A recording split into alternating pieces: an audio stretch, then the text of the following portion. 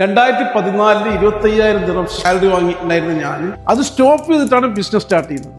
ബിസിനസ്സുകാർ risk എടുക്കുന്നതിനെ കുറിച്ചിട്ട് പലരും പല വീഡിയോകളിലും എല്ലാം നമ്മൾ കാണുന്നുണ്ട്. എങ്ങനെയാണ് ഒരു റിസ്ക് എടുക്കുന്നത്? ഒരു ജോലി ചെയ്യുന്ന ഒരാളാണെന്നുണ്ടെങ്കിൽ അയാൾക്ക് ബിസിനസ് സ്റ്റാർട്ട് ചെയ്യണമെന്നുണ്ടെങ്കിൽ അയാൾ എങ്ങനെ റിസ്ക് എടുക്കണം? അയാളുടെ ജോലി നിലനിർത്തിക്കൊണ്ട് തന്നെ പാരലായി ഒരു ബിസിനസ് റൺ ചെയ്യാൻ വേണ്ടി ശ്രമിക്കണം. അത് എത്രത്തോളം വിജയിക്കും എന്നുള്ളത് വേറൊരു കാര്യമാണ്. കാരണം നമ്മളുടെ ഇൻവോൾവ്മെന്റ് ബിസിനസ്സിൽ വളരെ അത്യാവശ്യം. എന്നെ സംബന്ധിച്ചിടത്തോളം ഞാൻ എൻ്റെ ഒരു ഉദാഹരണം പറയാം. ഞാൻ ജോലി ചെയ്തുകൊണ്ടിരിക്കുമ്പോഴാണ് ബിസിനസ് സ്റ്റാർട്ട് ചെയ്തത്. ജോലി സ്കിപ്പ് ചെയ്യുന്നത്, റിസൈൻ ചെയ്ത് വരികയാണ്. I was taking a take-home salary of 25,000 in 2014. 2014 25,000 dirham salary വാങ്ങിയിട്ടുണ്ടായിരുന്ന ഞാൻ അത് സ്റ്റോപ്പ് ചെയ്തിട്ടാണ് ബിസിനസ് സ്റ്റാർട്ട് ചെയ്യുന്നത്.